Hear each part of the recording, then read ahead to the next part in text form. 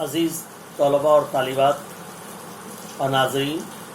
ایک بار پھر میں ڈاکٹر شاہد رضا جمال شاہد رضمی آپ سے مخاطب ہوں ای لرننگ اور ای کلاس کے ایک نئے ٹاپک کے ساتھ۔ آج کا عنوان ہے ڈگری پارٹ 2 کی ایک اہم کتاب اختر ارینوی کے افسانے۔ آج ہم اسی اہم کتاب پہ آپ سے کچھ باتیں شیئر کریں گے اور ساتھ ہی ساتھ اختر ارینوی کے حیات و خدمات پر بھی روشنی ڈالنے کی کوشش کریں گے۔ جیسا کہ آپ جانتے ہیں کہ دبستان عظم آباد نے کئی انمول ادباء و شعراء، ناقدین اور محققین کی ایک لمبی فہرست دینے کی کوشش کی ہے، اور جن کے تذکرے کے بغیر اردو ادب، شعر و ادب کی تاریخ ناقص قرار پائے گی اور یوں کہیں کہ نامکمل قرار پائے گی۔ جیسا کہ آپ جانتے ہیں کہ شاد عظم آبادی، راسخ عظم آبادی اور اس کے بعد کی کڑیوں میں آپ دیکھیں قاضی عبدالودود، جن کی شہرت بطور محقق اظہر من الشمس ہے۔ ساتھ ہی ساتھ ناقد کے طور پہ اگر دیکھیں تو کلیم الدین احمد کا کوئی ثانی نہیں، جن کی تحریروں نے انقلاب برپا کر دیا۔ اور اسی فہرست میں جمیل مظہری ایک بہت بڑا نام شاعری کے حوالے سے، اور اس کے بعد اختر ارینوی نثر نگار، صحافی، شاعر، ناقد، ڈرامہ نویس اور نہ جانے کئی سطحوں پر، کئی جہتوں پر ان کی شخصیت سامنے آتی ہے۔ جیسا کہ آپ جانتے ہیں کہ اختر ارینوی کی پیدائش قدیم مغیر ضلع کے ایک مردم خیز گاؤں یا یوں کہیں کہ قصبہ ارین میں 19 اگست 1910 کو ان کی پیدائش ہوئی، اور ان کا انتقال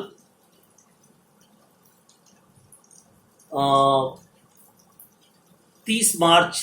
1977 کو ہوا۔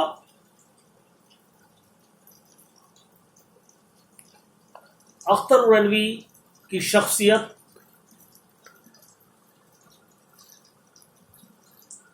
کو ہم کئی جہتوں میں تقسیم کر کے دیکھ سکتے ہیں۔ بطور فکشن نگار، شاعر کی حیثیت سے، تنقید نگار کے حوالے سے، ناقد کے حوالے سے، صحافی کے حوالے سے، یا ایک بہترین استاد کے حیثیت سے، اور ساتھ ہی ساتھ وہ ایک اہم ڈرامہ نویس کی حیثیت سے ابتدائی ڈرامہ نویسوں میں بھی ان کا شمار کیا جا سکتا ہے۔ تو کئی جہتوں پر ان کا مطالعہ ممکن ہے، لیکن آج ہم بطور فکشن نگار ان پر آج ہم گفتگو کریں گے، آج ہم کچھ روشنی ڈالیں گے۔ جیسا کہ آپ کو میں نے پہلے عرض کیا کہ وہ قدیم مغیر ضلع کے مردم خیز علاقہ ارین سے تعلق رکھتے تھے، اور ان کے والد کا نام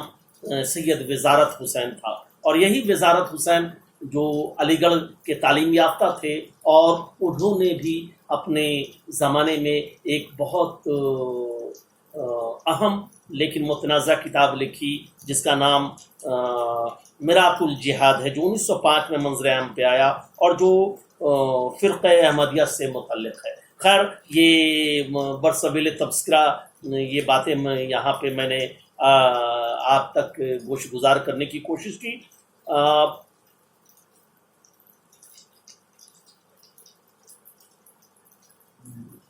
اختر ارینوی کی شریک حیات کا نام شکیلہ اختر تھا، جو ایک خود بہترین افسانہ نگار تھیں. آنکھ مچولی بہار اور دیگر یونیورسٹیوں کے نظام میں شامل ہے, انٹرمیڈیٹ کے نظام میں شامل ہے. اور اختر ارینوی پٹنہ یونیورسٹی کے شعبہ اردو کے استاد کے طور پہ, صدر شعبے کے طور پر بہت دنوں تک فائز رہے اور اردو ادب کی خدمت کرتے رہے. کئی جیسا کہ میں نے پہلے عرض کیا کہ کئی جہتوں میں, کئی مرحلوں میں ان کا مطالعہ ممکن ہے, لیکن آج جو ہم گفتگو کریں گے, آج بی اے پارٹ 2 ڈگری پارٹ 2 آنرس کی جو اہم کتاب ہے اختر ارینوی کے افسانے کے حوالے سے یہاں بات کریں گے. آئیے ان کے تصانیف پر کچھ روشنی ڈال لیں. اختر ارینوی کے جو آج جو اہم افسانوی مجموعے ہیں ان کے نام یہاں 6 افسانوی مجموعے منظر عام پہ آئے, اور جن میں تقریباً 75 افسانے شامل ہیں. ان کے افسانوی مجموعے کے نام اس طرح ہے: منظر پس منظر جو 1941-42 میں منظر عام پہ آیا, کلیاں اور کانٹے جو 1941 میں منظر عام پہ آیا, حضرت تعمیر ان کا جو ایک ناول ہے 1960 میں آیا. اس ناول کے بارے میں کہا جاتا ہے کہ یہ پہلا ناول ہے جو چھوٹا ناگپور اور اس کے ماحول کے ارد گرد یا اس کے پس منظر میں لکھا گیا تھا. اس کے بعد ہی سہیل عظم آبادی نے اپنا مشہور ناول بے جڑ کے پودے لکھا تھا. ان کی تنقیدی کتاب کا نام مطالعہ اور محاسبہ ہے, سراج و منہاج ہے. اور ان کے دیگر جو اور افسانوی مجموعے ہیں انارکلی اور بھول بھلیاں جو 1944 میں منظر عام پہ آیا, سیمنٹ اور ڈائنامائٹ 1947 میں, اور 1959 میں منظر عام پہ آیا کیچلیاں اور بال جبریل, 1969 میں سپنوں کے دیش میں, اور ان کے علاوہ ان کی کتاب تحقیق و تنقید ہے, اور ایک مجموعہ کلام بھی ہے جو انجمن آرزو کے نام سے منظر عام پہ آیا, اور ایک مشہور ڈرامہ شہنشاہ حبشہ ہے. اور یہ بتانے کی کوشش میں کر رہا ہوں کہ ایک جینیس, ایک تخلیقی ادیب جن کے یہاں تخلیقیت بھرپور سطح پر ملتی ہے, ویسے ادیب تھے اختر ارینوی. اور آپ کو یہ بھی آپ کے گوش گزار کر دوں کہ انہیں جو ڈیلٹ کی ڈگری تفویض ہوئی تھی, ان کا جو مارکت العرا کام ہے بہار میں اردو زبان و ادب کا ارتقاء, جو آج بھی کئی یونیورسٹیوں کے نظام میں شامل ہے, وہ ان کی تخلیق ہے, اور جن پہ انہیں ڈیلٹ کی ڈگری دی گئی تھی. اور ظاہر ہے کہ اس کتاب پہ بھی بہت ساری تنقیدیں سامنے آئی, بالخصوص قاضی عبدالودود نے ان پہ باضابطہ اور مبسوط ایک مقدمہ اور محاسبہ لکھا تھا جو بہت متنازع بھی تھا اور بہت مشہور بھی ہوا تھا. اب جو یہاں جس مجموعے پہ آج ہم گفتگو کرنے کے لیے یہاں موجود ہیں, اس کا نام ہے اختر ارینوی کے افسانے. یہ اختر ارینوی کے افسانے جو غالباً عبد المغنی صاحب نے 1977 میں ترتیب دیا تھا, اور جس میں جو 15 افسانوں پر مشتمل ہے. اور عبد المغنی صاحب نے تو یہاں تک کہا تھا کہ اردو افسانے کے افسانوں کے اربع میں جو شامل کیا تھا, اور اس میں ایک نام اختر ارینوی کا تھا. خیر یہ بحث کا متقاضی ہے, لیکن آپ کو یہ اس بات کی یہ دلالت ہے کہ اختر ارینوی کی اہمیت و افادیت اردو ادب اور اردو تاریخ اور اردو شعر و ادب میں کیا ہے, وہ ان کے قول سے نظر آتی ہے. جیسا کہ میں نے پہلے ذکر کیا کہ اختر ارینوی کے افسانے 1977 میں عبد المغنی صاحب نے اسے ترتیب دیا تھا, اور اس میں تقریباً 15 افسانے شامل ہیں. اور ان افسانوں کے نام یہ ہیں جو میں جن کا ذکر میں کر رہا ہوں: سیمنٹ, پس منظر, شکور دادا, اکتاہٹ, شیخ جمہور، کیچڑیاں اور بال جبریل، انارکلی اور بھول بھلیاں، سپنوں کے دیش میں، محشر، شادی کے تحفے، کیواڑ کی اوٹ سے، جرحات دل اور درخت کا قتل، یہ 15 افسانے اس مجموعے میں شامل ہیں اور جو آپ کے ڈگری پارٹ 2 کے نصاب میں شامل ہے۔ اور یہ جو افسانے ہیں یہ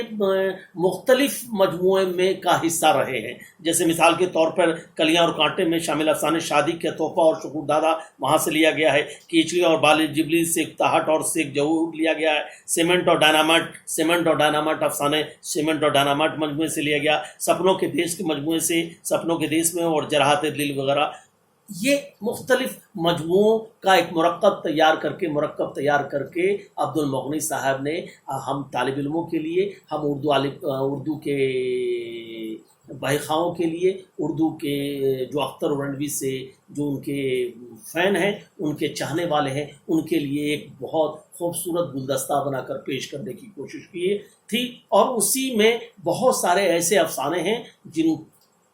جن کے مطالعے کے بغیر اردو کے ابتدائی افسانوں کی تاریخ اور تنقید ممکن نہیں۔ مثال کے طور پہ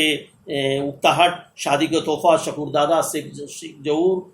سیمنٹ، سپنوں کے دیش میں، یہ سب ایسے افسانے ہیں جن کے مطالعے کے بغیر عمومی طور پہ اردو ادب کا فکشن اور خصوصی طور پہ بہار کا شعر و ادب کا مطالعہ نامکمل قرار پائے گا، اور ناقص قرار پائے گا۔ اختر اورنوی کے یہاں جو افسانوں میں جو خوبی ہے، جو ان کی خاصیت ہے، وہ ہے کہ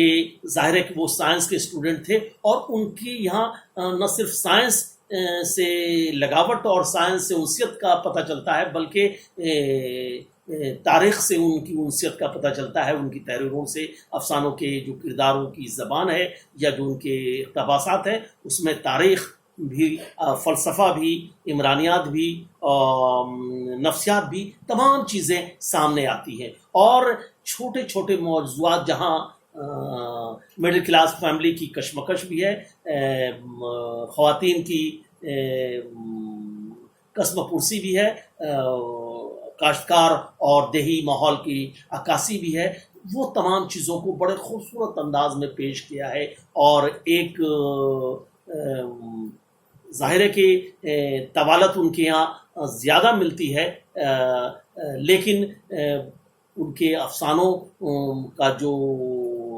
تاثر ہوتا ہے، جو اختتام ہوتا ہے، وہ بڑا قابل ذکر ہوتا ہے، اور وہ کبھی کبھی دعوت فکر بھی دیتی ہے۔ اور یہی کہا جاتا ہے کہ اختر اورنوی کے افسانوں میں پلاٹ تو ڈھیلے ہوتے ہیں، لیکن کردار ان کے بہت زندہ جاوید ہیں، جیسے شکور دادا، شیخ جمہور، ہے نا، یہ سب جو کردار ہیں وہ بڑے ان کے یادگار ہیں۔ اور ظاہر ہے کہ میں اگلے جو ایپیسوڈ ہوگا اس پہ اس مجمع حاضر پہ گفتگو کرنے کی کوشش کروں گا کہ اختر اورنوی کے افسانے کے جو اہم افسانے ہیں ان کا تجزیہ آپ تک پیش کر سکوں، آپ سے ان پہ گفتگو کر سکوں، کیونکہ ظاہر ہے کہ یہ بڑا طویل ہو جائے گا یعنی سلسلہ، اور آپ تک یہ کہیں باتیں گرانا، آپ کے گوش سماعت کو گرانا گزرے، لہٰذا میں چاہوں گا کہ اگلے ایپیسوڈ میں، اگلی کڑی میں ان باتوں کی وضاحت ہو جائے، جو ان افسانے جو اختر اورنوی کے افسانوں سے ماخوذ ہوں گے ان پہ میں گفتگو کروں گا، ان پہ تنقیدی ان کا تجزیہ کروں گا، تاکہ جو سوال نامے میں ہیں وہ چیزیں سامنے آ سکیں۔ میں انہی الفاظ کے ساتھ میں اپنی باتوں کو یہاں